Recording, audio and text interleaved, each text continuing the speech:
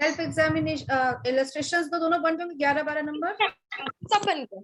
Yes सब बन गया, और कॉन्सेप्ट समझ में आ गया, मेथड समझ में आ गया, राइट? Yes ma'am. बस एमसीक्यू फंसा दिया। Yes ma'am. अन्य वर्ड्स भी। Shall we start with MCQ, all of you? Yes ma'am. चलिए, सारे देखने हैं या यू नो मतलब एक हो गया, दो हो गया, कितने हैं?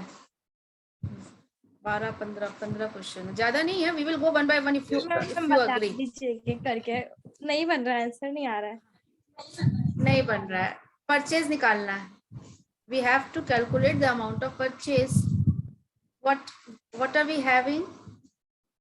Cost of purchase given, cost of goods sold, COGS, opening and closing. Opening plus purchase minus closing is equal to I call it COGS. Yes ma'am. ये फॉर्मूला से बनाना था मैम। फॉर्मूला से बना दो, नहीं तो अगर तुम ये बना रहे हो, हम वही कर रहे थे, हम दूसरा वो किए ही नहीं, इसलिए नहीं ट्रेडिंग आया। से भी बनाओगे तो जीपी ट्रेडिंग से क्या ये बन सकता है क्या? ये फॉर्मूला से तो बहुत आसानी से तुरंत बन जाएगा, ठीक है ना? ठीक है मैम, ठीक। Okay, second average inventory, closing given. Closing क्या दिया हुआ, क्या लिखा second sentence, please tell me. Closing opening inventory से 3000 ज्यादा है। 3000 ज्यादा है, और निकालना क्या है? 3000 क्लोजिंग इन्वेंट्री निकालना है। तो जिसको निकालना है क्लोजिंग स्टॉक और इन्वेंट्री को आप एक्स मान लेंगे। ये हो गया, ये हो गया। ओपनिंग कितना हो जाएगा? x minus 3000. Can I say this? And average का फॉर्मूला क्या होता है? Opening plus closing divided by 2। Opening plus closing by 2। तो opening is x minus 3000, closing is x by 2, है ना? ये 2 इधर जाके 2 एवरेज हो जाएगा, right? 2 average is equal to यहाँ पर 2x minus 3। अब बन जाएगा? हाँ, बना लिए। बन गया। Okay, come to question number 3। Come to question number 3। ये भी बन गया होगा। ये 3 नंबर क्या लाइन बोल रहा है? ये क्या बोल रहा है? Okay, we will go through. While finalizing current year's profit, company realized, company को ऐसा पता चलता है इस साल के प्रॉफिट निकालने के समय, error in the valuation of closing stock of previous year. पिछले साल का क्लोजिंग स्टॉक more by 50,000, गलती से पिछले साल का क्लोजिंग स्टॉक 50,000 रुपए से बढ़ गया। सोचो, ये बात किए हैं हम लोग। Yes ma'am. अगर क्लोजिंग स्टॉक पिछले किसी भी साल का अगर क्लोजिंग स्टॉक बढ़ जाता है, क्लोजिंग स्टॉक इधर लिखते हैं ना, दिस इज ट्रेडिंग अकाउंट। वो मैम प्रॉफिट और लॉस वाला, मतलब मैम प्रॉफिट बढ़ जाता दिखता है या? हाँ, effect on profit as a result, इसका असर क्या होगा? क्लोजिंग अगर गलती से बढ़ेगा तो प्रॉफिट भी गलती से, टेल मी क्या होगा, बढ़ेगा या घटेगा? बढ़ जाएगा मैम। प्रॉफिट बढ़ जाएगा। अगर क्लोजिंग स्टॉक बढ़ेगा तो प्रॉफिट बढ़ जाएगा, और यही क्लोजिंग स्टॉक नेक्स्ट ईयर का ओपनिंग स्टॉक बन जाता है।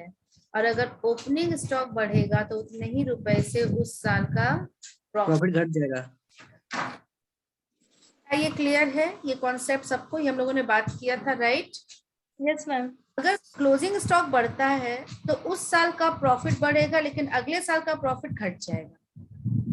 अभी आपके पास 3 ऑप्शन है। प्रीवियस ईयर, मैम बी होगा। Previous year profit is overstated and current profit is also overstated. No, पिछले साल का प्रॉफिट ज्यादा है और करंट ईयर का प्रॉफिट कम है। क्या ये होना चाहिए आंसर? यस मैम, अभी आप बताएं। प्रीवियस ईयर का प्रॉफिट। हाँ, क्लियर हो गया सबको? आगे बढ़े। Okay, next, consider the following for Q limited. एक नया, ये आपको एक नया टर्म है, cost of goods available for cell. What is the meaning of available for cell? Cost of goods available for cell कभी नहीं सुना था। COGS सुना, COS सुना, कॉस्ट शीट जब बना रहे थे। कॉस्ट ऑफ गुड्स सोल्ड आपने सुना था, कॉस्ट ऑफ सेल भी सुना था, but cost of goods available for cell क्या होता है भाई? अवेलेबल फॉर सेल, बेचने के लिए अवेलेबल हमारे पास क्या है? Opening stock inventory, very good, एक बार फिर से आप लोग बहुत नियर हो, प्लीज टेल मी क्या है? ओपनिंग इन्वेंटरी, ओपनिंग स्टॉक बेचने के लिए अवेलेबल है, और क्या अवेलेबल के लिए? Purchases, purchases, very good, good answer. तो cost of goods available for sale का मतलब होता है ओपनिंग प्लस परचेज। ठीक है, गॉट इट? यस मैम, 5-6 बन गया। एक मिनट, ये वाला क्वेश्चन को पहले देख लें, don't be in Hari, right? अब देखते हैं क्या क्या दिया हुआ है अपने को दिया है cost of goods available for sale, this is means opening plus purchase. Sale is given, opening stock दोबारा दिया है आपको कंफ्यूज करने के लिए, वहां ऊपर में भी दे दिया है, यहाँ भी दिया है। चलिए देखते हैं, GP on sale is also given, what is the closing inventory? Closing stock मांग रहा है, ओपनिंग स्टॉक दिया है, परचेज दिया है, सेल दिया है, जीपी परसेंटेज दिया है, क्लोजिंग इन्वेंट्री निकलेगा? यस मैम, कैसे निकलेगा? एक छोटा सा आप बोलो ट्रेडिंग अकाउंट बना दीजिए मैम। कौन सा account? Trading account. Opening, purchase, sale, closing stock and GP, अगर इनमें से आप सबको भर दोगे तो क्लोजिंग स्टॉक लास्ट में पता चल जाएगा या नहीं? Yes ma'am, yes ma'am. Opening और परचेज मिला करके दे दिया है 1 लाख, राइट? यस, वो दोनों ही लिखते हैं, इसलिए गलत हो रहा हाँ, इसीलिए गलत हो रहा है, ओके ना? सेल इज गिवन 80,000, है। GP percentage is based on cell percent on sale, तो सेल आपको पता है इसका 25%, आई थिंक इट विल बी 20,000 ना। स्टॉक आ गया यस मैम, 40,000, ठीक है? ठीक है मैम। Got it? आगे बढ़े? Yes ma'am. यस मैम, किसी को भी डाउट हो दोबारा पूछना है, please feel very free, okay? Next question हो जाएगा, एवरेज इन्वेंटरी वाला ही है ना? Average is given, closing is, तो ये तो वही क्वेश्चन है, तो दिस इज ओके, ये हो जाएगा। आगे बढ़ते हैं, हाँ, छठा नंबर भी हो गया, profit is 25% of cost, profit is 1/4 of the cost, then the same profit is 1/5, 1/5। हाँ, बताएं थे ये वाला मैम। अच्छा, प्रॉफिट की जगह अगर लॉस रहता तो क्या होता? 20% लॉस हो जाता। नहीं, cost minus loss is equal to sale. एक नया चीज आप सीखो, प्रॉफिट का तो सीख लिए थे, कम टू द, अगर लॉस रहता तो क्या होता? प्रॉफिट प्लस, अगर प्रॉफिट है तो फॉर्मूला इस तरीके से 1/4 1/5 बन जाता है, और अगर लॉस है तो क्या होगा? रिवर्स हो जाएगा, उल्टा हो जाएगा। इसका मतलब अगर लॉस कॉस्ट का 1/4 है, 25% है, तो यही लॉस सेल का 1/3 हो जाएगा। Got it? Yes ma'am. Understood? Loss minus होता है, प्रॉफिट प्लस होता है कॉस्ट में, तो प्लस में अगर 1/4 1/5 बन रहा है, लॉस का जनरली क्वेश्चन नहीं आएगा आपको, लॉस का सिचुएशन नहीं देता है, लेकिन एक छोटी सी चीज है, हम लोग अगर पढ़ ही लें, लर्न कर ही लें, जान ही लें तो अच्छी बात है ना? Got it? Yes ma'am. ये सबको याद रहेगा ना? This one I think and I hope you will never, you will, what happened, ये क्या हो गया? Just a minute,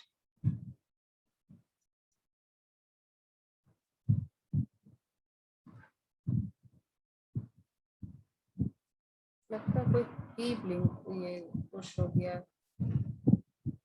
pen is not working.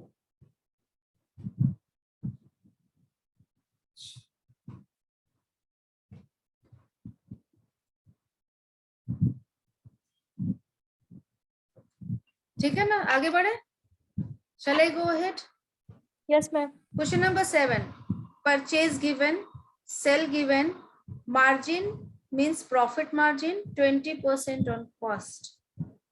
Closing inventory is what? ऐसा क्वेश्चन रहा है तुरंत आप छोटा सा ट्रेडिंग अकाउंट खोलो, परचेज दिया है 1 लाख, इधर आएगा यस, सेल है 90,000. Margin is based on cost. What is GP? Tell me. Margin is 1/5 on cost. 20% means 1/5. बोलो. मैम तो 1/4 कॉस्ट 1/4 होगा 1/5 on cost है तो तो 1/4 होगा या 1/6 होगा? सेल का 1/6 होगा. सेल का Sales का 1/6 होगा. 6. सेल आपको पता है, यस मैम. और इसी पे 1/6 अप्लाई करोगे तो जीपी निकल जाएगा. 15,000. 15,000 यहाँ लिख दोगे जीपी का, तो 1,15,000 में 90,000 लेस कर दोगे. 1,15,000 में जब हम लोग 90,000 लेस कर देंगे तो 25,000. 5 आ गया आंसर. देखो तो 25,000 answer is C. Is it okay? हाँ. Yes ma'am. अच्छा, मुझे एक क्वेश्चन इसमें करना है. 1/5 ऑन कॉस्ट था और गुड्स परचेज गिवन 1 लाख आपको परचेज दिया है, तो आप इसका 1/5 क्यों नहीं निकाले? ऐसा क्यों नहीं किया? क्या ये गलत था? मैम तो कॉस्ट पे निकलता है ना. हाँ, मेरा ये कहना है we should come to the copy. छोटा सा क्वेश्चन है ये वाला. See, the question says, suppose in this question we have 1 lakh as purchase, 90,000 as sale. GP पता चल जाएगा तो closing stock आ जाएगा. And GP is 20% of cost दिया है. तो आपने इसी का 20% क्यों नहीं निकाला और 20,000 लिख दिया? क्या ये गलत है? GP is 20% of cost था, 1/5 on cost था, तो आपने इसे चेंज क्यों किया? 1/6 on sale क्यों किया? ये सही है, 1/6 on sale करना ही पड़ेगा, but why? You should know the reason. हमने इसी का क्यों नहीं 1/5 कॉस्ट में परचेज कॉस्ट, इसी का 1/5 लगा कर आगे क्यों नहीं आंसर कर दिए? और क्या गलत है इसमें, क्या गड़बड़ है? ऐसा सोचा आपने क्या? मेरा क्वेश्चन समझ में आ रहा है? ये कंफ्यूजन होना चाहिए था, ये एक पॉइंट आपके माइंड में आना चाहिए था.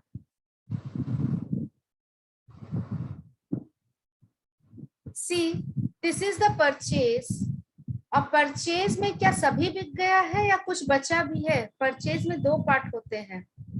Something is sold and something is left as closing stock. में सब नहीं बिका. क्या पूरा इंटायर परचेज बिका है? Answer is no. So how can we calculate profit on it? Purchase पे प्रॉफिट हम कैसे कैलकुलेट करेंगे? क्योंकि परचेज में कुछ एलिमेंट क्लोजिंग स्टॉक का भी होता है. We cannot apply 1/5 here. We have to convert 1/5 into 1/6 on sale. Yes, ये बिका है और इसमें हमें जीपी मिलेगा 15,000 का. Got it or not? समझ में आया? Yes Yes. ma'am. I am giving a very easy question to you. Same question I am giving. This is same type of question. Sell is given 1 lakh. Purchase is given 90,000. Closing stock निकालने बोल रहा है and GP is 25% on sale. बहुत आसान question है आपके लिए. बताओ क्या करोगे? If this is the question, this is the question, how will you proceed? इसको 1/3 निकालेंगे परचेज का. I'm closing stock 15,000. आंसर नहीं दो, मुझे पहले जीपी बताओ. जीपी मैम 1 लाख का 1/4 करेंगे. 1 लाख का आपने 25% ऑन सेल दिया था. 30,000 लगता है मैम. हम इधर आप उसको 1/4 करोगे और यहाँ 25,000 लिख दिया, right? Yes ma'am. Yes ma'am. 30,000 होना 15,000 on closing stock you are getting 15,000. 15,000. Who is saying 30,000? Ma'am Tannu. Yes. तो कैसे तुम्हें लग रहा है कि 30,000 रहेगा? तुम तुम क्योंकि 90,000 ही खरीदे थे और 1 लाख बेचे हैं तो प्रॉफिट उसमें ऐड है सेल में, तो सेल में प्रॉफिट ऐड है. यस. कॉस्ट भी हम लोग का क्लोजिंग मतलब जीपी आई थिंक हमको लगता है 90,000 होना चाहिए इसलिए। नहीं, एक मिनट तनु, बहुत ज्यादा हम लोग अगर नहीं भी सोचे तो सिर्फ ये देखो 25% किस पर बेस है? सेल पे क्या अपने पास सेल अवेलेबल है? 1 लाख। तो फिर क्या हमको 1/4 को कन्वर्ट करना पड़ेगा 1/5 में, या किसी में कन्वर्ट करने का जरूरत है परसेंटेज मार्जिन को? नहीं है तो फिर मैं भी यस सेल अगर अवेलेबल है तो परसेंटेज आप डायरेक्ट उसी पर अप्लाई किए और आपको जीपी निकल गया, चेंज करने का जरूरत नहीं था. Got? But okay the question is GP is 25% on cost. Same question, यही क्वेश्चन है. परचेज गिवन 90,000, परचेज का फिगर 90,000 है, सेल का फिगर 1 लाख है और दिया है GP is 25% on what? Cost. Cost. Ma'am sale का 1/4 करेंगे. तो इसको क्या हमें कॉस्ट पता है? Do we have cost? तो आप बोल सकते हो मैम परचेज तो पता है, यही तो कॉस्ट है, लेकिन कॉस्ट मतलब व्हाट? जो आप प्रॉफिट किस पर कैलकुलेट करते हो? जो आपने बेचा, खरीदा. इस 90,000 में 2 पार्ट होता है, कुछ बिका है कुछ बचा है. ये 90,000 पूरा नहीं बिका है तो हम डायरेक्ट इसका 1/4 नहीं कर सकते. 25% ऑफ कॉस्ट डायरेक्ट इसका 1/4 करके आगे बढ़ जाए तो गलत है. We don't have cost of goods sold here. We need cost of goods. जो बेचा है उसका कॉस्ट बताओ भाई, which is not given. 25% on cost दिया है but cost of goods sold होना चाहिए, which is missing. तो हम लोग यहाँ पर देखते हैं 25% ऑफ कॉस्ट सेल्स का इक्विवेलेंट टू 1/5 ऑन सेल. यहाँ कन्वर्ट करने का जरूरत पड़ा, आपने इसको कन्वर्ट किया.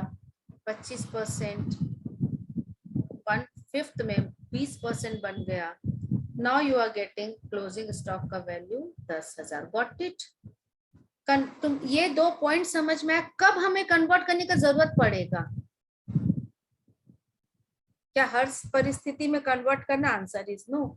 सीधा सीधा जैसे फर्स्ट पॉइंट था ये वाला, it is based on sale, profit is based on sale and sale is given. बढ़िया है, बहुत अच्छी बात है. सेल दिया है तो कन्वर्ट करने का जरूरत नहीं है. But if profit is based on cost and cost is not given, तो हमें कॉस्ट के परसेंटेज को सेल में कन्वर्ट करना पड़ा. Second situation. Got it everyone? Yes ma'am. Yes ma'am. ठीक है, नेक्स्ट क्वेश्चन में आते हैं. शायद वैसा और क्वेश्चन हम लोग को मिले. Question number 8 is for weighted average. Shall I go for it और ये बन गया है? नहीं ये बन गया मैम, सबका बन गया है. लेकिन इसमें लास्ट का जो आंसर दिया हुआ है सारा आंसर मेरा लास्ट तक मिला है, ये क्या आंसर लिखा गया है? देखते हैं, छोटा सा क्वेश्चन ही पर देखते हैं इसको. Given we have the question, the details of purchase of an issue of raw material 120 को ओपनिंग इन्वेंट्री था 50 units at the value. This is value not rate. Okay, ये वैल्यू दिया हुआ है. फिर 100 यूनिट खरीदा है 47 पर, 50 यूनिट्स इशू किया है, फिर 200 यूनिट खरीदा है 48 पर. आप लोग मुझे डेटा दोगे? हम इसे छोटा सा फटाफट हम कॉपी में बनाते हैं. वेटेड एवरेज का क्या बनेगा? Store ledger based on weighted average having 9 columns, 3 broad columns और उसके बाद 3 broad column and first 3 column will be for receipt, then issue and last will be balance. Okay, और सब में 3 कॉलम और होंगे. सॉरी, 3 सब कॉलम्स. कॉलम का नाम तो याद हो गया होगा ना आप लोगों को?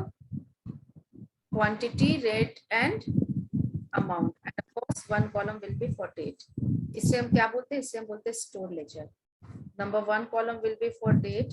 Quantity, rate, amount. This will be receipt. After that, issue, quantity, rate, amount, and balance, quantity, rate, amount. सबसे पहले शुरुआत में 1 तारीख को अपने पास कुछ बैलेंस था. I think 50 units था and the value is 2200, right? This is given. Yes, ma'am. What will be the rate? Can you please tell me? Divide करो.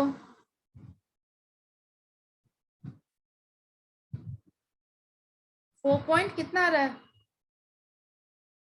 44 आ रहा है, पॉइंट में नहीं आ रहा है. 44. अच्छा 44 आ रहा है. Okay, this is 44. उसके बाद क्या हुआ? Please tell me what happened next. Purchase किए है मैम 100 यूनिट एट ठीक है, 100 unit at the rate of 47. Amount is 4700.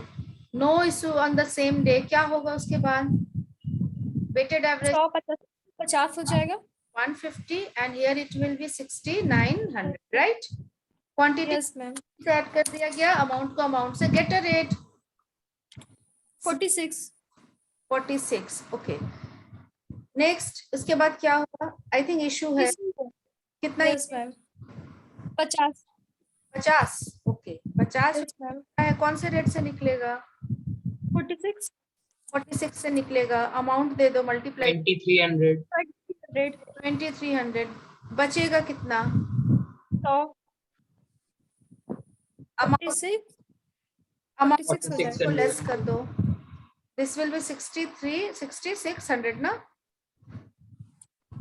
46, sorry 4600 and you will get the same rate क्योंकि क्वांटिटी घटा है, राइट?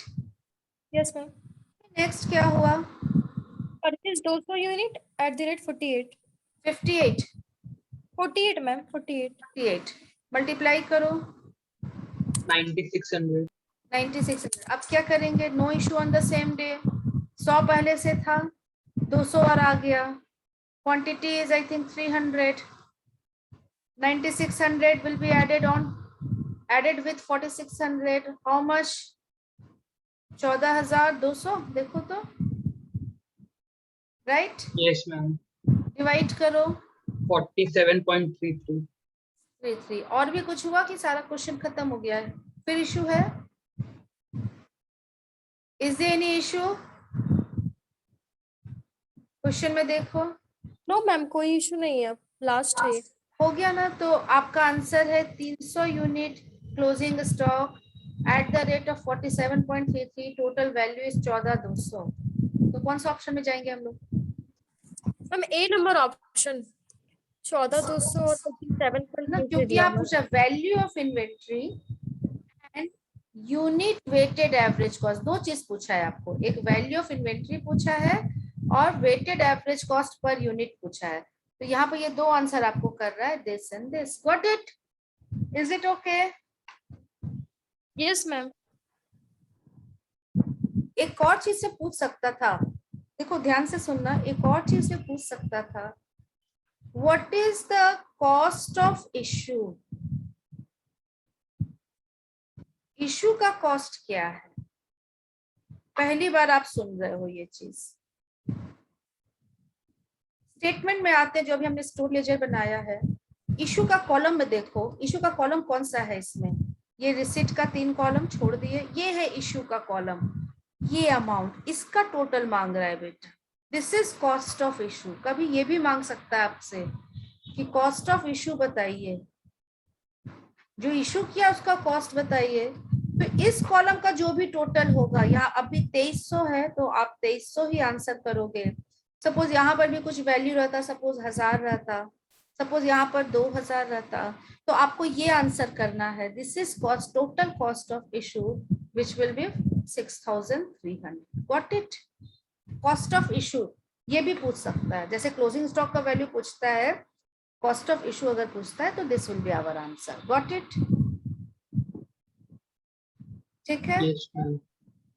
मतलब ये स्टेटमेंट हमें दो चीज देता है. क्लोजिंग स्टॉक का इंफॉर्मेशन देता है और इशू का इंफॉर्मेशन देता है. क्लोजिंग स्टॉक में क्वांटिटी बताता है, रेट बताता है और total value of closing stock बताता है। सिमिलरली कॉस्ट ऑफ इशू का टोटल क्वांटिटी बताता है। रेट वेरी करेगा, अलग अलग रेट होगा, इससे रेट जनरली आपको नहीं पूछेगा, बट कॉस्ट ऑफ इशू का कॉस्ट पूछ सकता है कि टोटल इशू का हमने क्या क्वांटिटी इशू किया है और जो क्वांटिटी इशू किया उसका कॉस्ट कितना है। तो टोटल क्वांटिटी 50 इशू किया है, 2300 रुपए में इशू किया। Got it? ठीक है, ओके।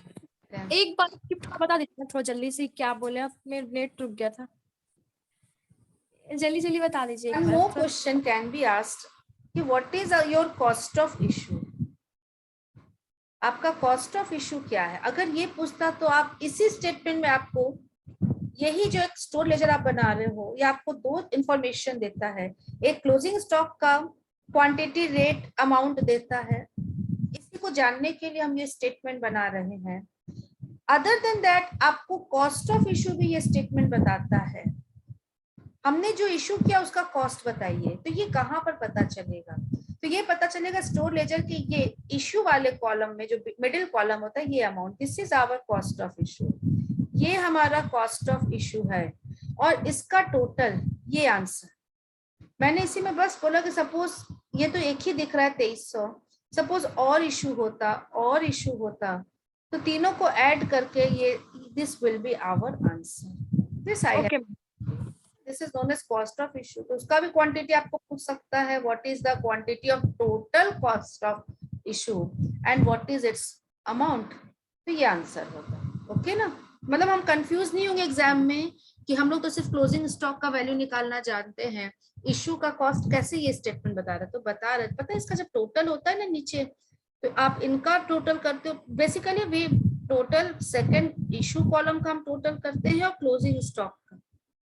अगर कॉस्ट ऑफ इशू बोलेगा तो ये कॉलम, ये जो टोटल आ रहा है, दिस इज आवर आंसर। अगर क्लोजिंग स्टॉक बोल रहा है तो लास्ट वाला हमारा आंसर है। क्लोजिंग स्टॉक का टोटल काम का नहीं है, बट कॉस्ट ऑफ इशू में ये काम का है।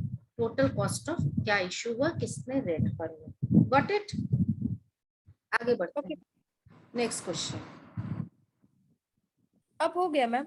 हो गया एक कंप्लीट। 14 नंबर क्वेश्चन में एक वर्ड है ना, उसका मीनिंग बता दीजिए 14 नंबर। जैसे देखो बोल रहा है 11 नंबर, एएस कौन सा किसे परमिट नहीं करता, किसे परमिट नहीं करता? I think this will be your answer ना।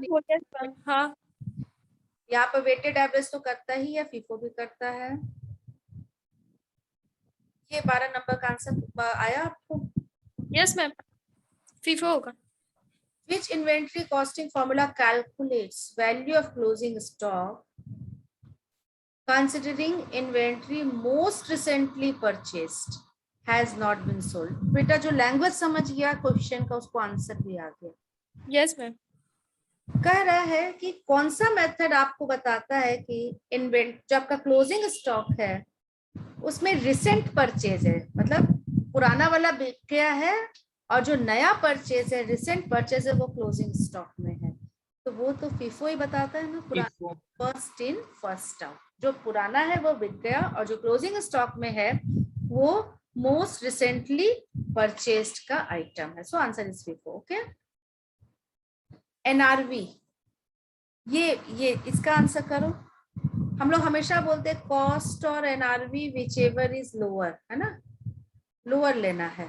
तो ये इसके पीछे कौन से सिद्धांत है, कौन सा सिद्धांत हमारा वर्क कर रहा है? तो अभी हम लोगों ने प्रिंसिपल पढ़ा नहीं है। वी हैव 13 प्रिंसिपल्स जो हम लोग चैप्टर 1 में करेंगे, but the answer is conservatism. Conservatism में एक सिद्धांत है जिस पर अकाउंटिंग बेस्ड कर रहा है। ये क्या सिखाता है? कंजर्वेटिज्म का मतलब कोई बताएगा? Anyone knows it? कंजर्वेटिव का मतलब बताओ। बचा के रखना। बचा के रखना। ऐसे कंजर्वेटिव का मतलब होता है नैरो माइंडेड, छोटी सोच, है ना। My family is very conservative if one says. सोच ब्रॉड नहीं। तो अकाउंट्स भी बहुत ज्यादा कंजर्वेटिव है, वह बोलता है। देखो इसको सीखना है तो जो रूढ़िवादी जिसको बोलते हैं हम लोग, जो पुराने जमाने के जो पुराने रूढ़िवादी है, हाँ वो भी बोल सकते हैं। लेकिन यहाँ पर कंजर्वेटिव का मतलब अकाउंट्स में क्या है? कंजर्वेटिव कहता है फ्यूचर के प्रॉफिट को एंटीसिपेट मत करो। एंटीसिपेट मतलब अनुमान, Anticipate no future profit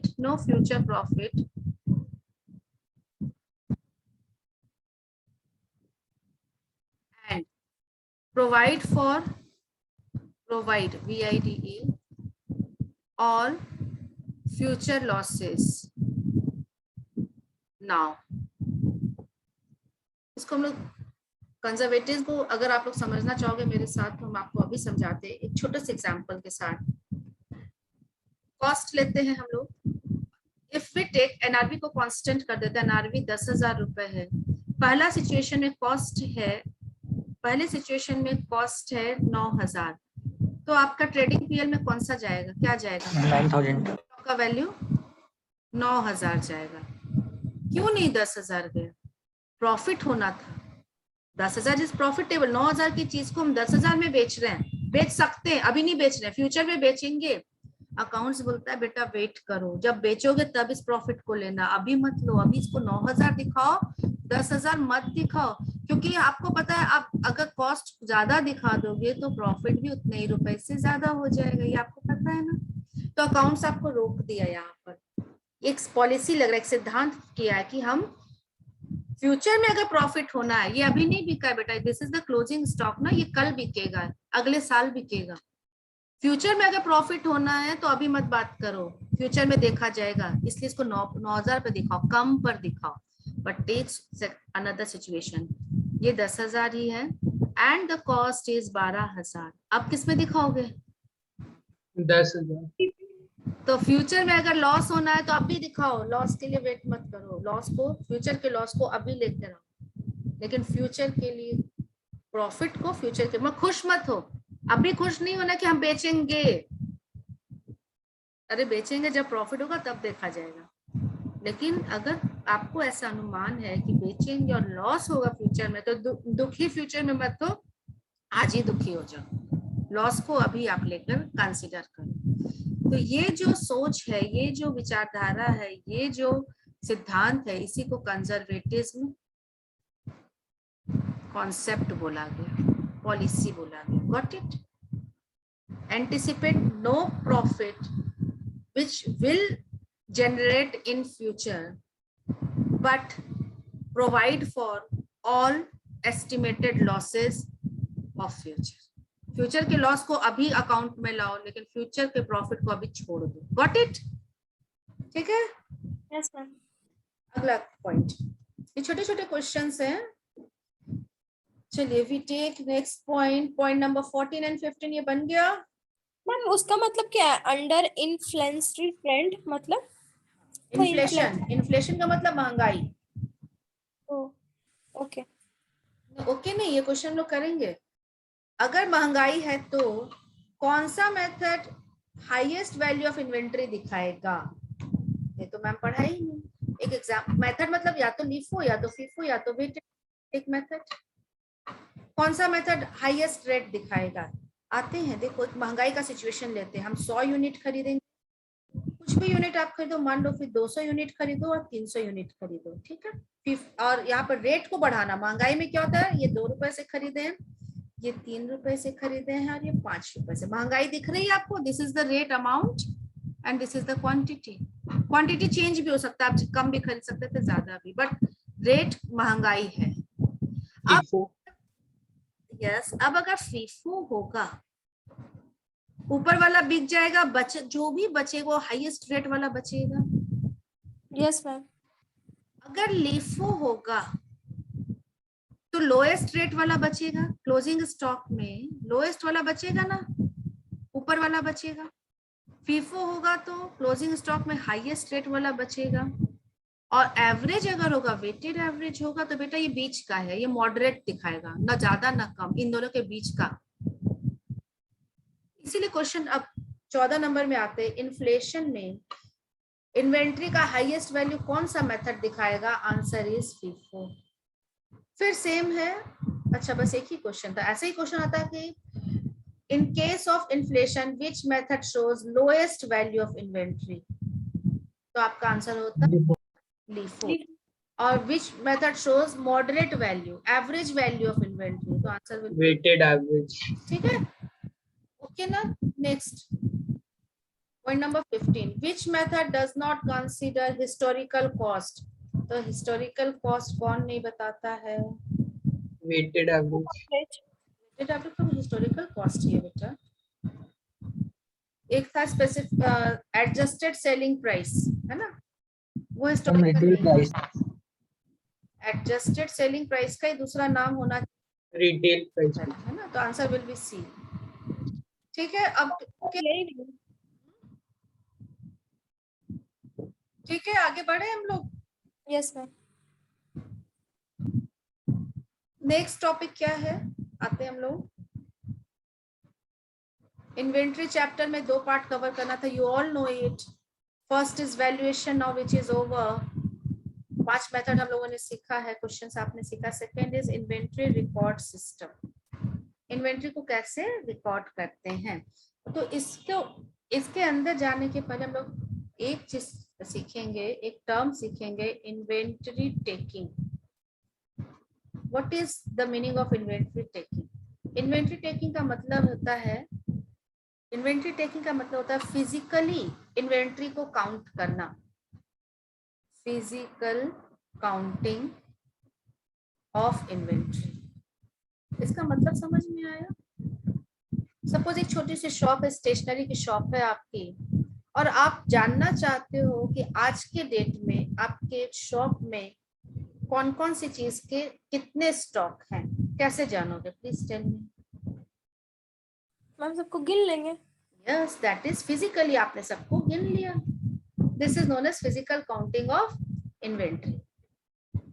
एक एक कितने इरेजर हैं, कितने पेपर के बंडल्स हैं, कितने पेन हैं, कितने दर्जन ये आइटम्स है, डिफरेंट इंडिविजुअल आइटम्स, सबको आपने काउंट किया फिजिकली, एक एक को 1 by 1, और उनको आपने मल्टीप्लाई कर दिया उनके कॉस्ट से, and you will, this is known as inventory taking, जिसका दूसरा ही नाम फिजिकल काउंटिंग ऑफ इन्वेंट्री है. तो हमें इन्वेंट्री चाहिए होता है ईयर एंड में. एनी ईयर एंड में चाहिए होता है, राइट? तो ईयर एंड का हमें फिजिकल काउंटिंग करना पड़ेगा, और सारे बिजनेसमैन, छोटे बिजनेसमैन इसे करते हैं, बड़े बिजनेसमैन नहीं करते हैं. बट जिनका बड़ा बड़ा फैक्ट्री है, ऑर्गेनाइजेशन है, वो इस मेथड में नहीं जाते. उनके लिए कोई डिफरेंट मेथड है, हम लोग आज ही पढ़ेंगे. लेकिन पहले इसको पढ़ लेते हैं. Physical counting. छोटा बिजनेस ऑर्गेनाइजेशन, छोटा सा स्टेशनरी शॉप है, छोटा सा मोबाइल का शॉप है, वो कैसे काउंट करेंगे? उनके पास कौन कौन से ब्रांड के, कौन कौन से क्या बोला जाए, स्पेसिफिकेशन के जो भी इन्वेंट्री है, उनको उन्होंने काउंट कर लिया, नंबर्स काउंट कर लिया, मल्टीप्लाई बाय इट्स कॉस्ट. कौन से डेट का चाहिए जनरली आपको इन्वेंट्री? आप बोलोगे ईयर एंड का चाहिए, 31 दिन का चाहिए. बट बेटा टेल मी, इन्वेंट्री काउंट करने में विल इट टेक टाइम और नॉट? क्या ये 1 डे जॉब है? एक दिन में आप क्या सारी इन्वेंट्री को काउंट कर लोगे, या it will take time? It will take time. ठीक है. तो सबसे बड़ा इसका डीमेरिट है कि आपको बिजनेस को बंद करना पड़ता है कुछ दिनों के, आपको शटर गिराना पड़ता है. इन्वेंट्री आते रहेगा, इन्वेंट्री निकलते रहेगा, तो ये फिजिकल काउंटिंग पॉसिबल नहीं होता. बोलते 2 दिन बिजनेस दुकान बंद कर देते, 28 तारीख को आपने दुकान बंद कर दिया, इट विल टेक टाइम. 30 तारीख को आपको इन्वेंट्री पता चल गई, लेकिन 30 का भी हमें इन्वेंट्री नहीं चाहिए, हमें तो 31 का इन्वेंट्री चाहिए. चलिए 28 को आपने काम शुरू किया और 31 तक आपने उसे काउंट कर लिया. तो फिजिकल काउंटिंग इससे ही करते हैं. डिमेरिट एक अभी आपको बताया है कि इसमें बिजनेस बंद करना पड़ता है फॉर दैट पीरियड जब इन्वेंट्री टेकिंग चल रहा होता है.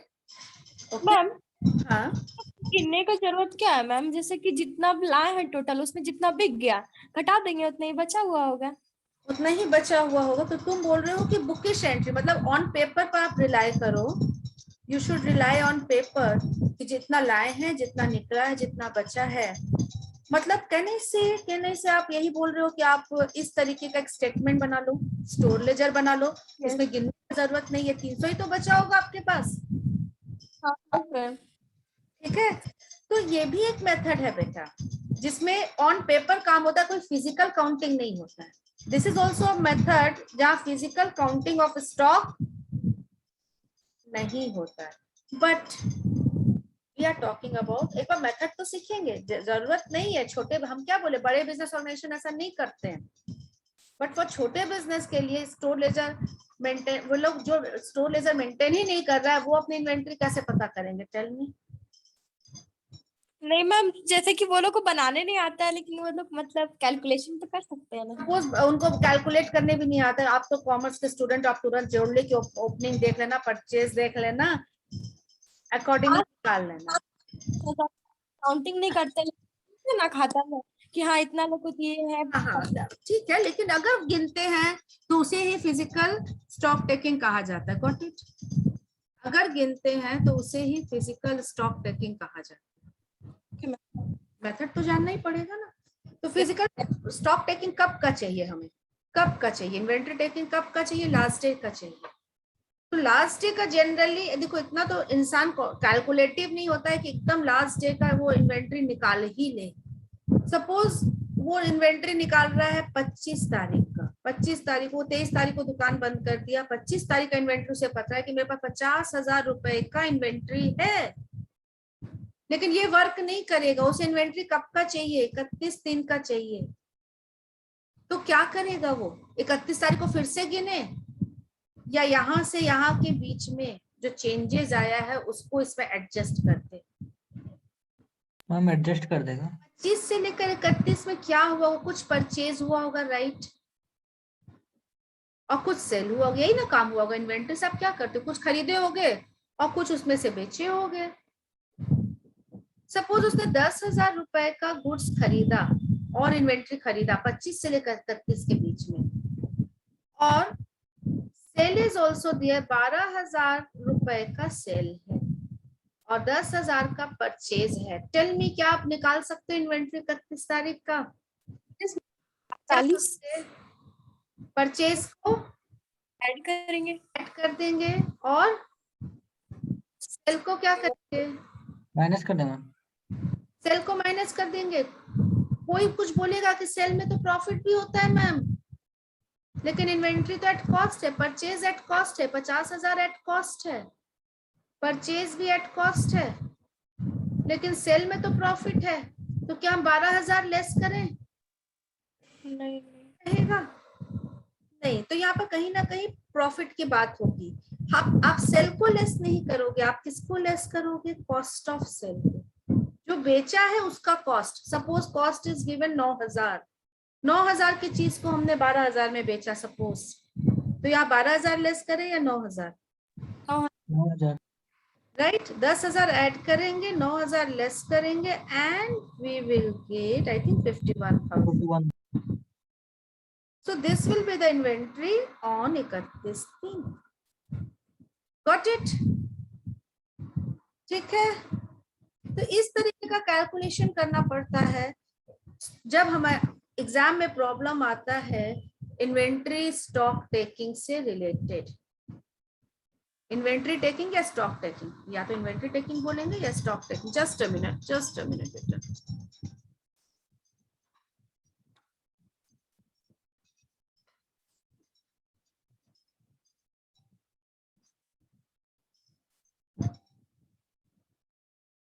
Got it? Is it okay? Yes ma'am. तो इन्वेंट्री स्टॉक टेकिंग में थोड़ा सा एडजस्टमेंट करके ये क्वेश्चन हम लोग देखेंगे आगे। सपोज करो, अब देखो हमने इन्वेंट्री निकाला कब का? 25 का। हमने इन्वेंट्री निकाला है 25 का, हमें इन्वेंट्री चाहिए 31 का। तो इसमें 4 चीजों का एडजस्टमेंट होता है बेटा। अगर परचेज ऐड होगा और परचेज रिटर्न भी है तो लेस करेंगे, राइट। और अगर सेल लेस होगा, I should say cost of sale less होगा, तो अगर सेल रिटर्न दिया हुआ है तो कॉस्ट ऑफ सेल रिटर्न को हम लोग क्या करेंगे? ऐड करेंगे। गॉट इट ना? तो इसका एक क्वेश्चन इस तरीके से रहता है। सपोज गिवन 25 तारीख का हमारा इन्वेंट्री था 80,000 का। Details are given. Purchase during the year is 20,000. Purchase return is 5,000. Sell is 9,000. या से sell is कितना ले लें? ठीक है, 9,000 and sales return is 1,200. ठीक है, तो आपको एक मेजर डिफरेंस समझना है कि परचेज एट कॉस्ट है, लेकिन सेल वाला ये दोनों फिगर सेल है means it includes profit, this includes profit. तो कहीं ना कहीं प्रॉफिट का बात करेगा हमारा क्वेश्चन में दिया हुआ है GP ratio is 25% on cell, suppose this is given. ठीक है, तो आप एक स्टेटमेंट बनाओगे, इन्वेंट्री एज ऑन 25/3/21, कितने की इन्वेंट्री थी हमारी? 80,000 की। अब इसमें कुछ ऐड करेंगे और कुछ लेस करेंगे। क्या क्या ऐड होगा? Purchase will be added, purchase return will be reduced, sale will be reduced, cost of sale at cost ऐसे आप भी लिख सकते हो, and sales return at cost. Got it? तो परचेज वॉज 20,000, ऐड वाला डायरेक्ट बाहर लिख देते हैं, purchase return 5,000, sale at cost, तो GP ratio is 25% on sale. क्या आप इसका कॉस्ट निकाल सकते हो सेल को? Can you calculate the cost? 1950। GP का 25% आपने निकाला 1950 मैम, लेस कर आप 1/4 लेस करोगे, 9,000 है, 9,000 है, 9,000 1/4 2250 होता है। 2250 इसमें प्रॉफिट है, हाँ इसको लेस करो, 9,000 में से 2250 को लेस करो तो 7,000। 6750 yes, the amount is 6750। Ma'am, लेकिन वो तो सेल पे था ना मैम, 25%। तो सेल तो दिया हुआ है ना अपने को, ये तो सेल ही तो है, सेल वैल्यू ही तो है, this is value of sale, और 25% ऑन सेल दिया तो डायरेक्ट इसी पर निकाल लिया। ये तो किए हैं, तो उसको लेस नहीं करेंगे। इसको क्या चीज? सेल्स रिटर्न किया हुआ है मैम, तो 9,000 में तुमने डायरेक्ट किया, हमने अलग अलग किया, तुम ऐसा तुम कर सकते हो, यू कैन डू इट। हम लोग अलग अलग कर रहे हैं। अब सेल्स रिटर्न यहाँ पर है 1200 है, तो 1200 में भी 1/4 कितना होता है 1200 का? 300, प्रॉफिट हटा दिया गया, 1200 का 1/4 is the profit, so the amount is coming 900। हमने अलग अलग किया है, गॉट इट? 900 ऐड कर रहे हैं और 6750 लेस कर रहे हैं। क्या किसी को डाउट है इसमें? क्लियर है या डाउट है? Tell me, is this clear और you are facing any doubt?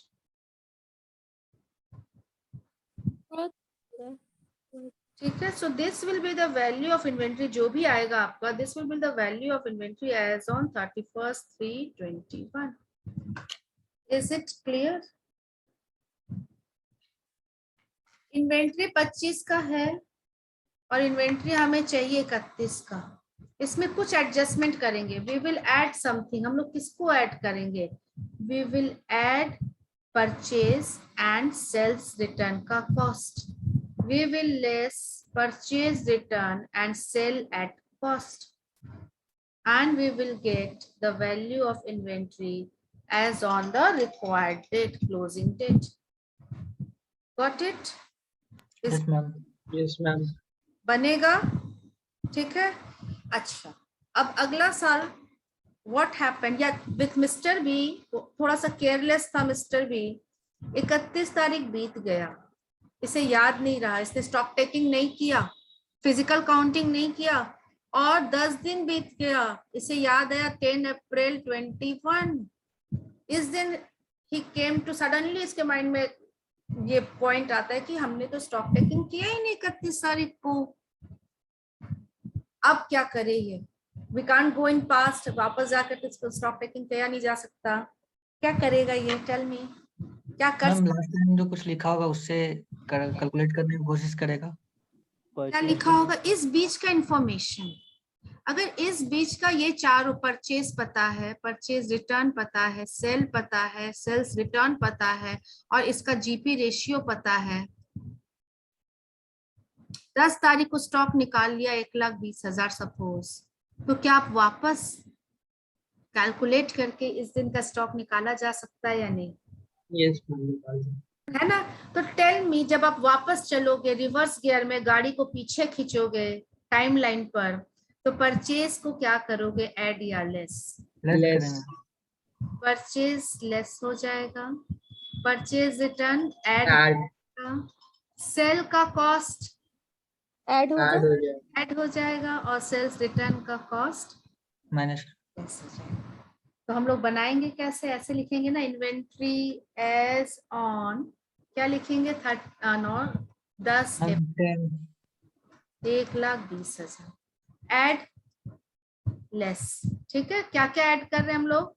We are adding cost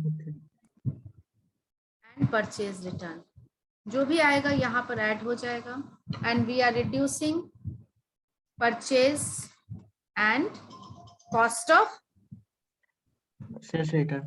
sales return. इन दोनों को आप लेस करोगे, यहाँ पर टोटल एक साथ व्हाटएवर इज द अमाउंट, जो भी अमाउंट आ रहा है उसमें से ये लेस होगा, and we will get inventory, क्या लिखेंगे, as on 31st 3/20। Got it ना?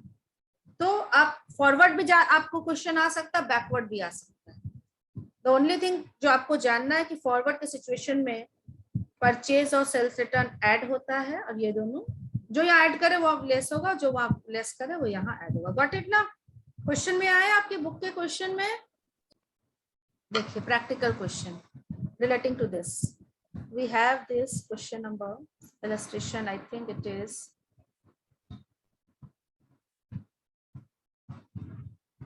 8. 8 नहीं, 8 भी है, 8 थोड़ा सा डिफरेंट क्वेश्चन है, 8 को भी रहने दो, we will see it later on, we will do 9 number. Okay, a trader prepared his account on 31st March. Due to some unavoidable reason, no inventory taking मतलब physical counting is possible till 15 April, on which date total cost of goods in his godown came to 5 lakh, मतलब 15 तारीख को, 15/4 को 5 लाख का इसका physically counting of stock किया गया, but we need 31 दिन। You are required to a certain value of inventory as on 31 sell given, purchase given, sell return given, goods are sold by trader, profit 20%। तो इस बीच जो भी cell हुआ है, back जाना, रिवर्स गियर वाला question है, सेल ऐड होता है, सेल नहीं बोलना चाहिए, cost of sale will be added, right और not? Cost of sale add होता है, इसको आप, अच्छा क्या लिखा है, इंक्लूडिंग कैश पर, कैश से इंक्लूडिंग कैश परचेज। बेटा कैश में खरीदो चाहे उधार में खरीदो, गोडाउन में तो सारे सामान है, तो इससे हमें कोई मतलब नहीं, कैश में खरीदा गया चाहे क्रेडिट में, ये आपको कंफ्यूज करने के लिए दिया है। Tell me, cost of sale निकाल करके ऐड कर देंगे ना, और परचेज को लेस कर देंगे तो आंसर आ जाएगा। Yes, ma'am. ओके, तो एक काम करते हैं, थोड़ा सा शॉर्ट में अगर आप करना चाहो तो सेल में से पहले ही सेल्स रिटर्न लेस कर दो। सेल और सेल रिटर्न दोनों दिया हुआ है, सेल दिया है कितना, 4,10,000, और सेल रिटर्न कितना दिया है, 10,000। कैन आई से total net cell is 4 lakh, कर सकते हैं?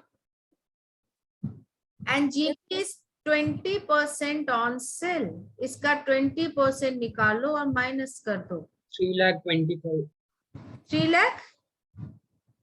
3,20,000 आई थिंक ना। Okay, Yes, ma'am. 3,20,000, यस। ना ऐड कर दिए तो 8,20,000 आ गया, और परचेज का अमाउंट दिया हुआ है 50340, परचेज को आप लेस कर दो, you will get your answer, less purchase add sale cost of goods sold, यहीं पर ये भी सेल को लेस कर रहा है, and you will get this answer. Clear है? ऐसे क्वेश्चन Yes, ma'am. बैक चलाया है हम लोगों को, और इसमें देखते हैं 10 नंबर, तो इन्वेंट्री टेकिंग कहेंगे, और एक क्या नाम बताए थे? Physical physical stock taking, physical stock counting, physical inventory taking, आप कुछ भी बोल सकते हो। यहाँ पर आपका ये पॉइंट में भी लिखा होगा, ये देखो इन्वेंट्री टेकिंग, ठीक है। इन्वेंट्री टेकिंग का मतलब ही physical counting of stock, okay ma'am. Right? So we have one more question 10 नंबर, हम समझाना चाह रहे हैं इस क्वेश्चन को, होमवर्क दे देंगे तो शायद नहीं बन पाएगा पूरा, देखते हैं। इसमें भी फिजिकल काउंटिंग 10 अप्रैल का हुआ, 10 दिन बाद, मतलब सेल ऐड होगा, सेल का कॉस्ट ऐड होगा, परचेज लेस होगा। Okay, valuation of inventory 16,75,000 at cost on that date. After the end of year, मतलब 31 दिन के बाद, मतलब 1/4/21 से लेकर के till the date of completion of inventory, मतलब 10/4/20 तक, इस बीच ये घटनाएं घटी। क्या क्या घटनाएं घटी? Sale is given this much, profit is 1/3 on cost. बेटा देखो, profit is 1/3 on cost, sale का 1/4, सेल का 1/, profit cost plus profit is equal to sale. Profit sale का 1/3 है, तो वही प्रॉफिट कॉस्ट का कितना हो, सॉरी, प्रॉफिट कॉस्ट का 1/4। 1/4 हो जाएगा। And here we have, this is not cost, ये सेल दिया है। परसेंटेज चेंज करना जरूरी था या नहीं? Tell me. Percentage is based on cost, but this is sale value, so percentage को कन्वर्ट करना पड़ेगा। Got it? ये छोटी छोटी बातें, आगे बढ़े। हैव सेल और 1/4 प्रॉफिट उस पर करना है, ठीक है ना? और क्या दिया हुआ है? परचेज दिया हुआ है। Purchase is 90,000 less trade discount 10%, मतलब परचेज बोला 90,000 है, लेकिन उस पर ट्रेड डिस्काउंट 10% है, तो परचेज 90,000 रहेगा, या 90,000 में से 9,000 लेस कर देंगे 10%, इसका परचेज 81,000 रहेगा या 90,000 रहेगा? 81,000। यस, क्योंकि ट्रेड डिस्काउंट मिला है, तो ट्रेड डिस्काउंट कहीं रिकॉर्ड नहीं किया जाता, वो लेस हो जाता है। सेल का कॉस्ट ऑफ सेल भी आप निकाल लोगे, 68,750 में लेस कर दोगे माइनस 1/4 ऑफ इट, निकालो तो अमाउंट दो तो कितना आ रहा है? 68,750 माइनस 1/4 ऑफ इट, इसका 1/4 निकालो, इंटू 1/4 करो, कितना आ रहा है? टेल मी। 17,187.25। 187 आ रहा है ना, तो इतने लिए तो राउंड ऑफ कर देते हैं, माइनस करके बताओ क्या आ रहा है? मतलब 51 51,562। 562 ले लें। ओके, 3 लेंगे। ठीक है, तो जो बैक जा रहे हैं तो सेल ऐड होगा, परचेज लेस होगा, ठीक है? ओके, उसके बाद third is returned during this period goods were added back, added to the inventory at markup price of 3,000 in respect of sales return. Markup मतलब आप अभी समझ लो सेल प्राइस। सेल्स रिटर्न 3,000 है, सेल्स रिटर्न 3,000 है, और ये सेल प्राइस है, ये कॉस्ट नहीं है, तो इसका भी 1/4 निकालो, I think 750 minus 2250, got it? और ये भी आई थिंक लेस होगा ना, अगर सेल ऐड होता है तो सेल रिटर्न क्या होगा? लेस होगा। Clear? Is it okay? Yes ma'am.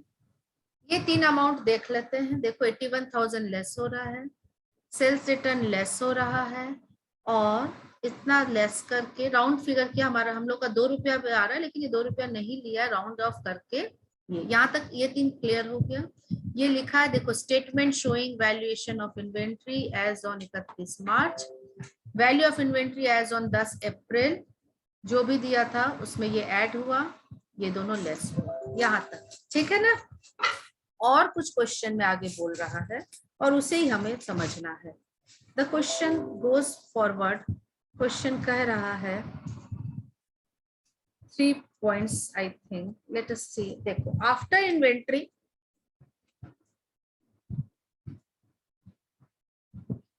After inventory taking हो गया, आपने पूरा काउंट कर लिया। इन्वेंट्री टेकिंग मतलब फिजिकल काउंटिंग है ना, after inventory taking it was found, यह पता चला, there was certain very old, पुराना, स्लो मूविंग, जो धीरे धीरे मूव करता है आइटम्स, कॉस्टिंग 11 to 15। पहले इस टर्म को समझ लेते थोड़ा सा। स्लो मूविंग आइटम क्या होता है? तो इन्वेंट्री स्लो मूविंग आइटम तीन, बोलो बोलो, कोई बोल सकता है? बिकता है, मतलब एक फास्ट मूविंग अगर हम बोले, एक तुरंत मूविंग बोले और एक नॉन मूविंग बोले, तीन प्रकार की इन्वेंट्री हो सकती है। मतलब फास्ट मूविंग मतलब बहुत ट्रेंडी है, बहुत फैशन में है, तुरंत आता है, तुरंत माल निकल जाता है। समझ में आया? मतलब ये अधिकतर ये प्रॉफिट पर ही बिकता है। इन कॉन्ट्रास्ट स्लो मूविंग क्या हुआ? आउट हो गया। यस, बताओ। प्रॉफिट पे, मतलब उतना ट्रेंड में नहीं है। ट्रेंड में नहीं है, आउटडेटेड हो चुका है। कभी ट्रेंड में था, आज के डेट में उसका डिमांड घट गया। मतलब ये जनरली लॉस पे बिकेगा, मतलब जनरली इसका कॉस्ट ज्यादा होगा और एनआरवी कम होगा। स्लो मूवी का NRV will be lower,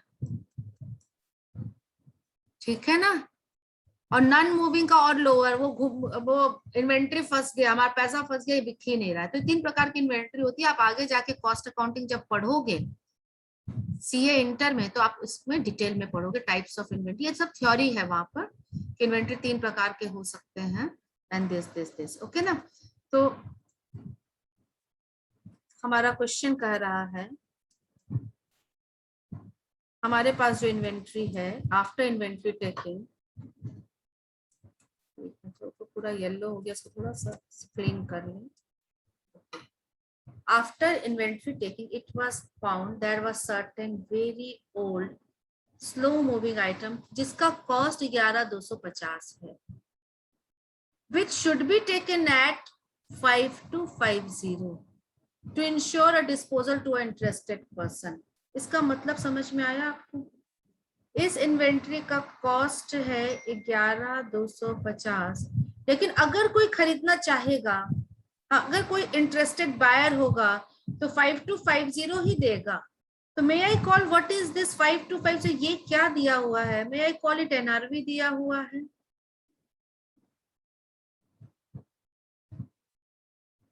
yes ma'am. Clear? Inventory का कॉस्ट 11,250 है and it's NRV is 5250। It's simply mean NRV कम है। तो आपको किस पर लेना चाहिए था स्टॉक टेकिंग करते समय? आरबी लो should be taken at NRV, right ना? बट क्वेश्चन फिर से पढ़ो, आफ्टर इन्वेंट्री टेकिंग, जब इन्वेंट्री टेकिंग हो गया, हमने पूरा काउंट कर लिया, तब ये पता चला। तो इसका मतलब ये जो फिगर है 1675, इसमें ये एट कॉस्ट है। ये जो स्लो मूविंग आइटम है वो इसमें 11,250 में ऐड किया हुआ है, बट होना चाहिए 5,250। क्या करोगे बेटे? क्वेश्चन समझ में आया? हमें 11,250 में 5,250 घटा देंगे, फिर जितना बचेगा तो कॉस्ट माइनस कर देंगे। क्वेश्चन समझ में आया सारे बच्चों को? प्रॉब्लम कहाँ है, हम कहाँ फंसे? हमने इन्वेंट्री काउंट कर लिया तो 16,75,000 निकला 10 तारीख का, 10 अप्रैल का। फिर हम यहाँ से बैक जा रहे हैं, बैक जाके जो एडलेस करना था परचेज सेल का किए। उसके अलावा एक और प्रॉब्लम आया। प्रॉब्लम क्या आया कि ये 1675 निकालते समय हमने एक वेरी स्लो मूविंग आइटम का कॉस्ट ऐड कर दिया, इसमें एडेड है 11,250, जिसका एनआरबी 5,250 है। तो अब क्या अगर हम यहाँ से 6,000 लेस कर दें तो हमारा काम हो जाएगा? Yes ma'am. इसको घटाना है, इसको 11 आपने ऐड कर दिया, इसको 5,250 तक लाना है। कैसे लाओगे? How will you do it? आप सीधा 6,000 कम कर देंगे। देखो स्टेटमेंट में देखो, ये देखो 6,000 लॉस ऑन, फिर से वैल्यू हमने किया है, revaluation of slow moving inventory minus clear है? Is it clear? एक बार घर में बनाना, ठीक है। Next one more topic is given, एक छोटा सा और दिया हुआ, ये आप जब इतना डिस्कशन हो गया है आई थिंक आप इसको बना लोगे। लास्ट वाला पॉइंट हम सिर्फ आपको समझा देते हैं। एक और इसमें इंफॉर्मेशन दिया हुआ है, ड्यू टू हैवी फ्लड, भारी बारिश हुई, certain goods costing 1550, कॉस्ट देखना, were received from the supplier beyond the delivery date of customer। Supplier से आया लेकिन बहुत लेट आया, बियॉन्ड द डिलीवरी डेट, जिसका कॉस्ट था 15,500 का। As a result customer refuse to take, customer deny कर दिया, मैं नहीं खरीदूंगा, और आपके पास वो इन्वेंट्री आके रखी हुई है जिसका कॉस्ट 15,500 है, और इसका एनआरवी इज 12,500।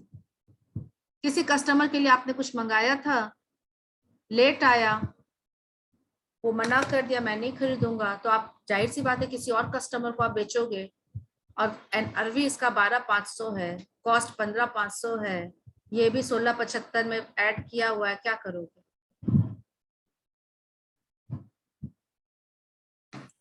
भी जो ज्यादा होगा उसको लेस कर देंगे, जो अभी आएगा खा के। आप इसको ये ऐड किया हुआ आपका स्टेटमेंट में, मतलब ये ऐड किया हुआ है 1675 में, लेकिन इसको दिखना चाहिए क्योंकि inventory should be valued lower of cost और एनआरवी, यू नो दिस। तो क्या 3,000 को वहां से लेस कर देंगे तो हो जाएगा काम? आंसर इज यस, एंड यही काम हुआ है।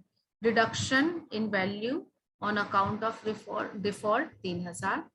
So value of inventory we are having 31st March this month. This is our final answer. Got it? ठीक है, ये क्वेश्चन आप फिर से बनाओगे घर पर, ठीक है? एक बार समझ लिए है इसको भी, और इस तरीके का क्वेश्चन आपको होमवर्क में सेल्फ एग्जामिनेशन में मिलना चाहिए, हम अभी देख लेते हैं। So you will go ahead. So as per practical question, your syllabus is over. इसमें 4 क्वेश्चन आई थिंक, चारों प्रैक्टिकल इसी से रिलेटेड हैं।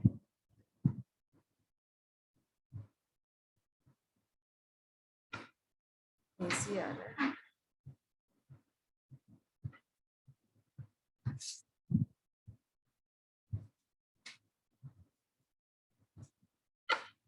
देखिए ये होमवर्क एक्स जो 31 तारीख को वो क्लोज करता है, वो 9 अप्रैल को कर रहा है। Sell is given, purchase is given, goods invoice but good received only after this। ये देख वैल्यू ऑफ फिजिकल स्टॉक निकालना है बैक कैलकुलेट करके, लेकिन ये कुछ पॉलिसी यहाँ पर लिख रहा है, इसे समझना जरूरी है। It was found sales are entered in the sale book on the same day of dispatch and returned inward in the return book as and when goods are received back। मतलब जैसे ही हम बेचते हैं, जिस दिन हम लोग गुड्स को डिस्पैच किए, भेजे कस्टमर के पास, उसी दिन वो सेल रिकॉर्ड होता है। और return inward mean sales return, जब गुड्स वापस आता है जिस दिन, तब उसमें रिकॉर्डिंग होती है। Purchase are entered in purchase day book once invoices are received. Once invoices are received, उस समय हम लोग परचेज को, इनवॉइस का मतलब क्या होता है? इनवॉइस का मतलब होता है बिल, मतलब प्रॉफिट भेजता है। नहीं, इनवॉइस का मतलब बिल, सिंपली बिल। आपके पास परचेज का बिल आ गया, आपने मुंबई से कोई सामान खरीदा, सपोज कहाँ से खरीदा? मुंबई से, लेकिन आपको उसने बिल तो मेल कर दिया, सामान तो नहीं आया। बिल तो मेल कर दिया, आपके पास बिल आ गया। बिल आ गया तो आपने बुक में एंट्री भी कर दिया कि परचेज हो गया, जाहिर सी बात है हो भी गया, क्योंकि संसार में कहीं भी सामान रखा है वो आपका है, लेकिन फिजिकली अभी तक गोडाउन में नहीं आया है।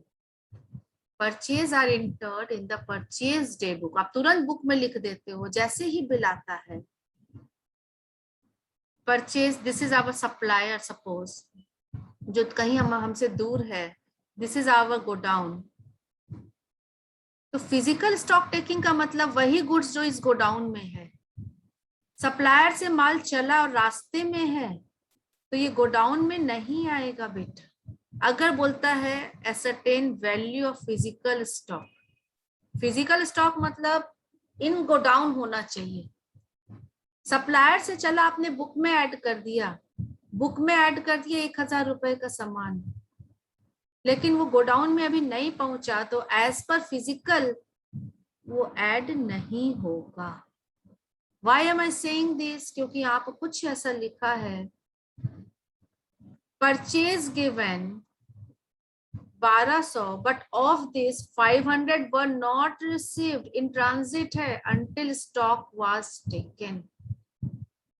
1200 का परचेज है, आपने परचेज रजिस्टर में 1200 लिखा, लेकिन 500 भी इन ट्रांजिट है,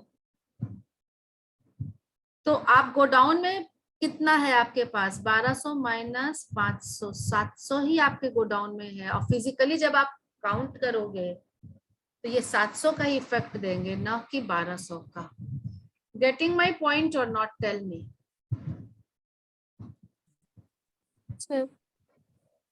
थोड़ा सा इस चीज को कंसिडर करना, क्योंकि देखो इन्वेंट्री स्टॉक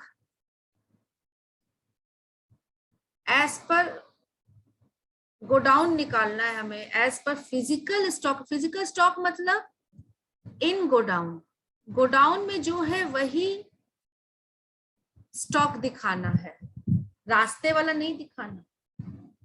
तो यहाँ पर जब आप एड बैक करोगे परचेज को, कब का आपके 9 तारीख का इन्वेंट्री, तो परचेज लेस होगा, यस। तो जब परचेज को लेस करो तो कितने को लेस करोगे, एक बार आप ध्यान देना इस क्वेश्चन में। This is going to be your homework. बाकी और इस क्वेश्चन में वैसा कुछ नहीं है। ये भी होमवर्क।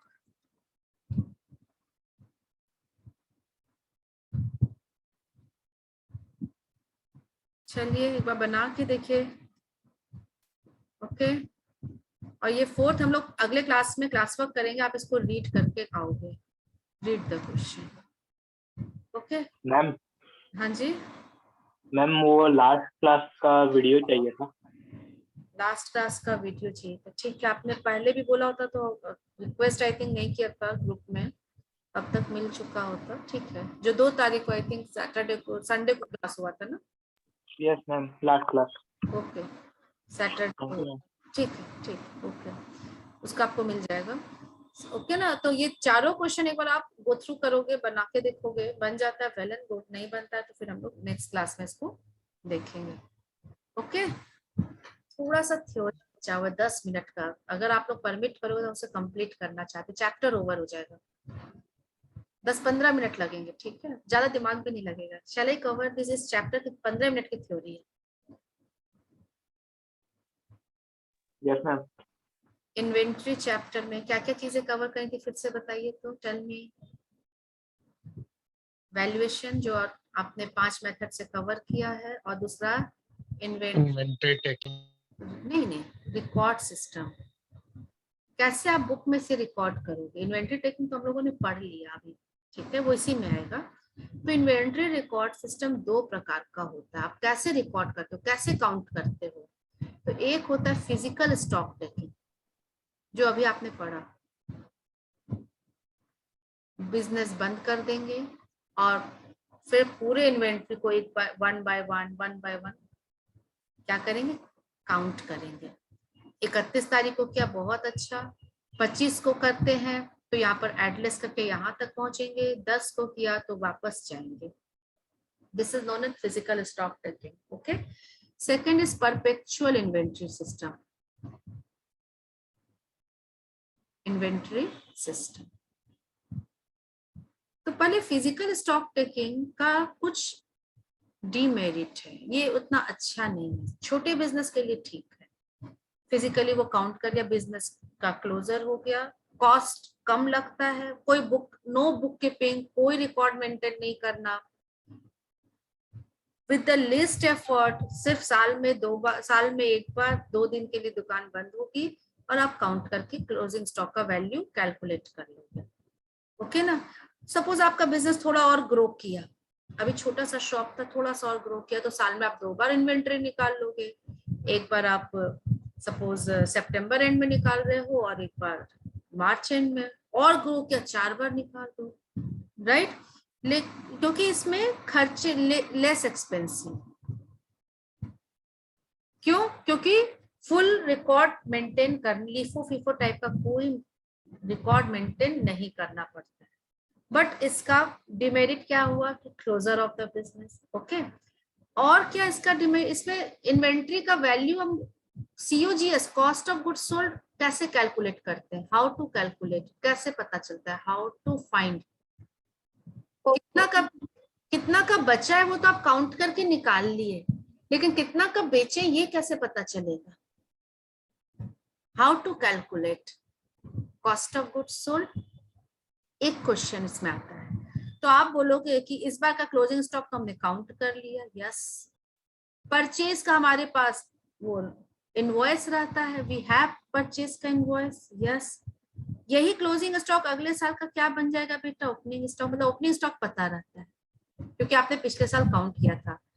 परचेज भी इसमें पता रहता है क्योंकि हमारे पास उसका बिल है, और इस बार हम फिर से दुकान 2 दिन बंद करेंगे और क्लोजिंग स्टॉक को काउंट कर लेंगे।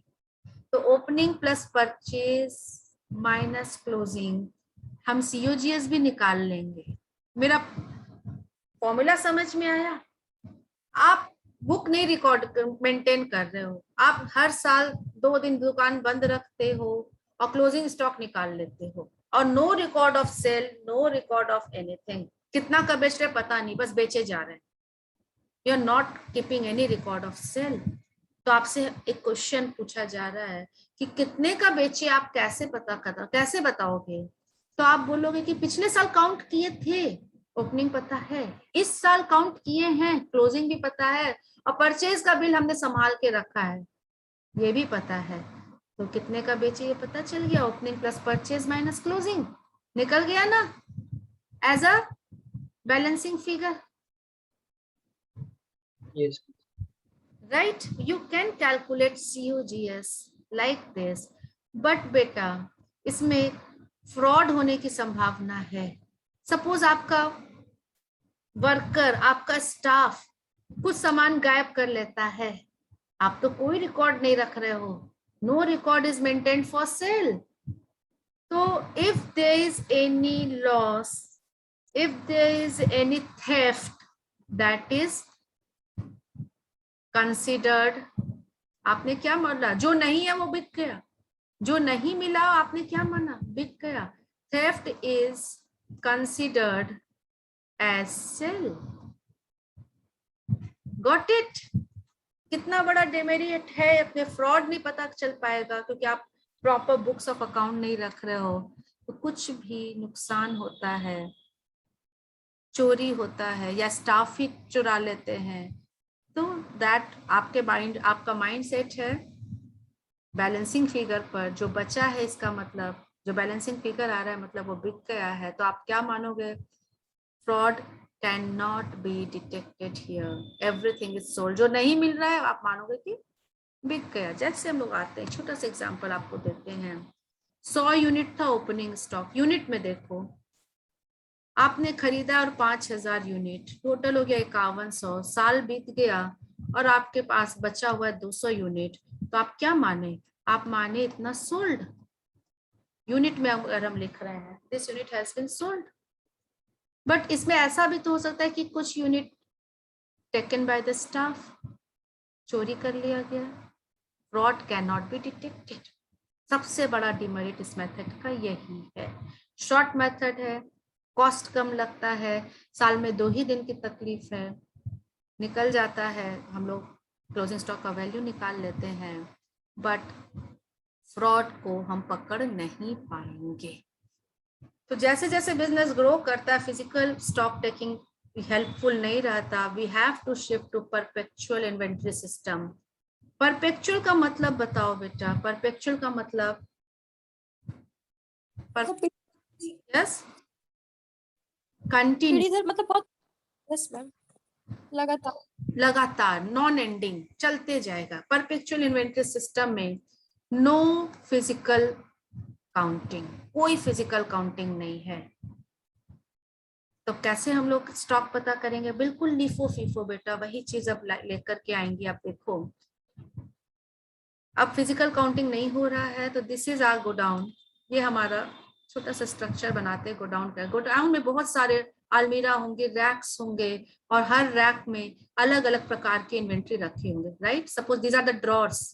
किसी में आप कोई बहुत सारी चीजें हम लोग बेचते हैं, किसी में कोई चीज की इन्वेंट्री है, किसी में कोई चीज है। दीज आर द ड्रॉर्स, बड़ा बड़ा ड्रॉर बना हुआ है, सब में आप इन्वेंट्री भरे हुए हैं। इन सबके साथ एक छोटा सा कागज लटका हैंग किया हुआ रहता है, और इस पेपर को हम लोग बोलते हैं बिन कार्ड। क्या कार्ड बेटा? बिन कार्ड। ये दिखता कैसा है? तो इसके 3 कॉलम होते हैं। बिन कार्ड विल हैव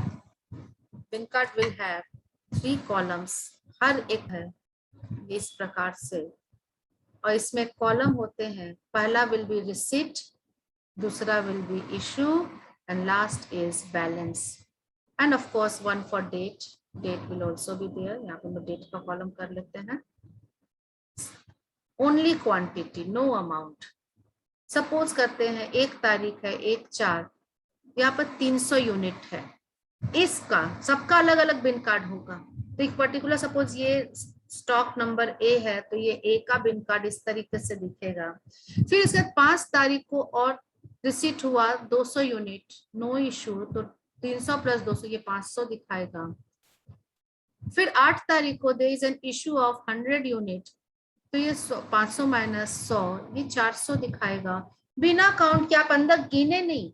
इस ड्रॉर को खोला, 300 था उसमें, काउंट नहीं हुआ, ये पिछले साल से आया, और इन्वेंट्री आई, आपने 200 यूनिट को यहाँ पर डाल दिया, और यहाँ बस एंट्री मार दी 200 तो 500, मतलब नेक्स्ट 5 तारीख को यहाँ पर 500 यूनिट्स है।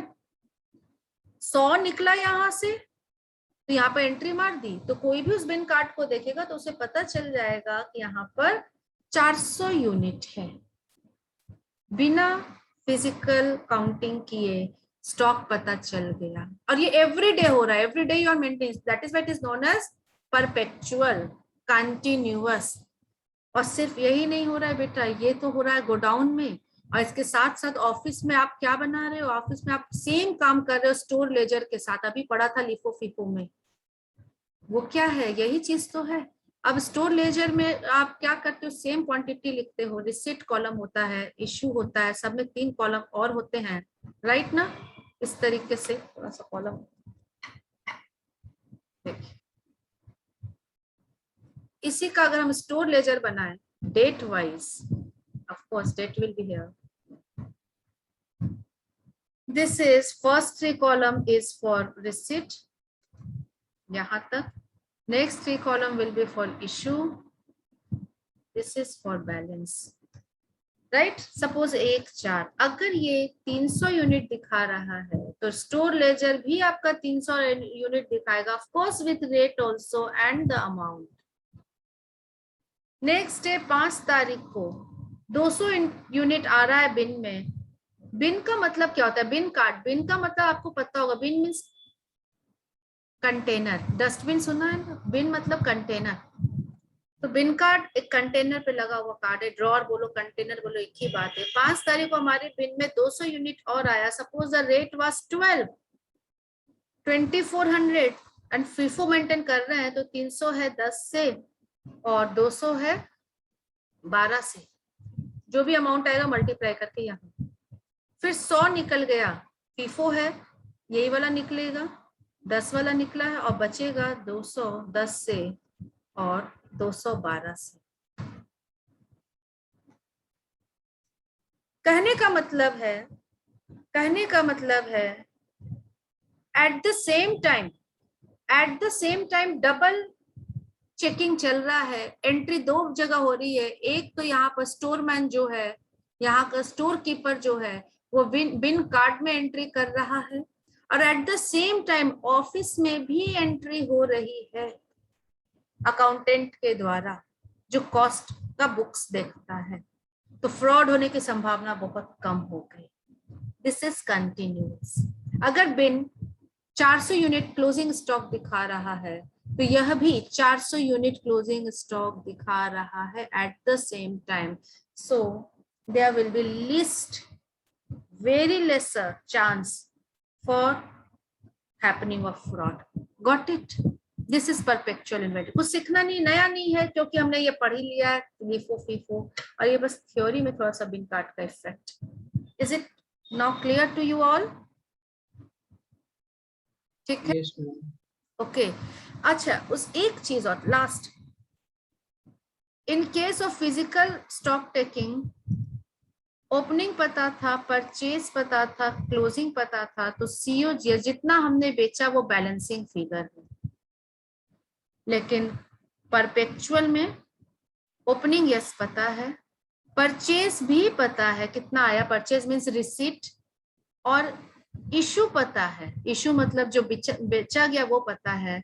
सो बैलेंसिंग फिगर यहाँ पर क्लोजिंग आता है, क्लोजिंग स्टॉक, लास्ट जो 3 कॉलम होता है, this is our balancing figure. ये अंतर है, फिजिकल में हमारा COGS हमने बैलेंसिंग फिगर लिया था, लेकिन परपेचुअल में closing stock becomes our balancing figure, since issue we all know, और एवरी डे के इशू का हमने रिकॉर्ड रखा है। इसलिए ये महंगा है, एक्सपेंसिव है, लेकिन प्लस पॉइंट है कि बिजनेस बंद करने का कोई जरूरत नहीं, 31 तारीख को भी आप बेचो, और फ्रॉड होने का संभावना बहुत कम है, या अगर फ्रॉड होता है तो अर्ली डिटेक्शन है, तुरंत पता चल सकता है। Is this clear now? यही है। Yes. हाँ, तो इसको एक बार हम लोग बुक में आते हैं, इसमें क्वेश्चन आता है 4 नंबर का थ्योरी में, और क्वेश्चन क्या आता है आप देखो यहाँ पर, डिफरेंस बिटवीन द टू, इन दोनों के बीच में क्या अंतर है। तो आपकी बुक में बहुत ही सुंदर तरीके से डिफरेंशिएट किया हुआ होगा, वी कम टू दैट, और वही अब आपको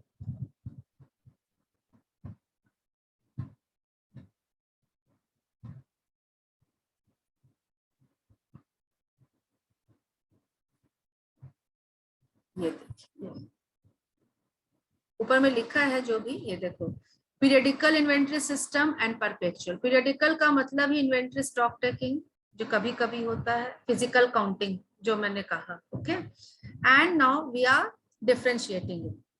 पीरियोडिक कभी कभी करते हैं, this is purely based on physical value, आप एक एक पीस गिनते हो। पीरियोडिक मतलब कभी कभी साल में 1 बार या 2 बार, this means physical counting, this means physical counting. Periodic inventory system का दूसरा नाम है फिजिकल काउंटिंग, जो आप पढ़े, ओके। बट परपेचुअल में कोई फिजिकल काउंटिंग नहीं है, it is purely based on book records. ये क्या देता है हमें? ये हमें देता है इन्वेंट्री के बारे में और COGS के बारे में एट अ पर्टिकुलर डेट, जैसे 10 तारीख का बताया, 25 तारीख का बताया, एड लेस किया तो 31 तारीख का बताया, एक दिन का इन्वेंट्री बताता है, but this gives continuous information, every day का बताता है। Third, balancing figure. Balancing figure इसमें क्या था? रेसिडुअल मतलब balancing, COG, cost of goods sold is the balancing figure. लेकिन इसमें बैलेंसिंग फिगर क्या होता है? Closing stock inventory as a balancing figure. चौथा, जो नहीं है एज्यूम टू बी सोल्ड, हम फ्रॉड भी हुआ है, स्टाफ भी ले गया है, हमने माना कि बिक गया, वही चीज है।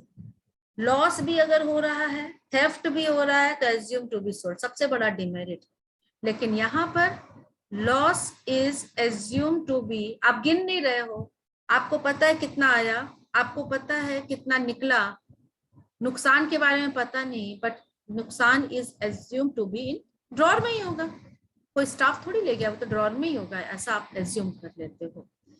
इस मेथड में, फिजिकल काउंटिंग में आप कंट्रोल नहीं कर सकते, inventory control is not possible, क्योंकि साल में कभी कभी आप उसे काउंट कर रहे हो। But here inventory control is possible, why? क्योंकि हर दिन, वो भी 2 जगह, एक बिन कार्ड में एंट्री हो रही है और स्टोर लेजर में, और दोनों में अगर काउंट अमाउंट में या क्वांटिटी में डिफरेंस है तो कहीं ना कहीं फ्रॉड है।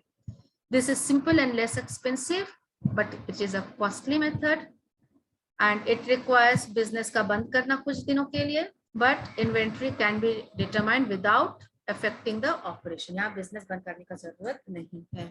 तो बेटा ये चीज 4 मार्क्स क्वेश्चन थ्योरी, अलग से नहीं पूछेगा व्हाट इज परपेचुअल या what is periodic, but compare, और अगर अलग से पूछता भी तो अगर इन पॉइंट्स को अगर आप अच्छे से देख लो, 7 पॉइंट्स आप लिख सकते हो, कंपैरिजन इज मस्ट, ओके ना। ठीक है, Yes, ma'am. Yes ma'am. Chapter is over, chapter is over, you have your homework. आप होमवर्क 4 क्वेश्चन ही है, यू विल गो थ्रू, और अगर कोई डाउट रहेगा तो हम लोग उसे कवर करेंगे। तो this flow chart, inventory valuation 5 method, right, पूरा इसका फ्लो चार्ट है, बहुत बड़ा सा हम लोग बनाए हैं, हिस्टोरिकल नॉन हिस्टोरिकल करके जो पूरा था, लेकिन 5 ही मेथड पढ़ना है, we know this. Record system में फिजिकल स्टॉक टेकिंग, जिसको पीरियोडिकल इन्वेंट्री सिस्टम भी बोलता है, कभी कभी होता है, और परपेचुअल मतलब हमेशा इन्वेंट्री सिस्टम। ओके ना, ठीक है। Yes, ma'am. परपेचुअल में कोई क्वेश्चन क्या है, अगर ऐसा क्वेश्चन है तो आप बोलोगे लिफो फीफो ही बनाने आ रहा है, यस, जो हम लोग बना रहे हैं वैल्यूएशन मेथड में जो सीखे वही चीज यहाँ पर रिपीटेड है। और इसमें आपको एडलेस करके वो स्टेटमेंट बनवाएगा, 10 तारीख का स्टॉक दिया तो 1 तारीख का निकालो, etcetera etcetera. Got it? Yes ma'am. आज का क्लास, Yes, ma'am. चलिए अब हम करके आएंगे, अगले क्लास में हो सकता है हम लोग नया चैप्टर स्टार्ट करें, right? Yes. Yes ma'am, thank you ma'am.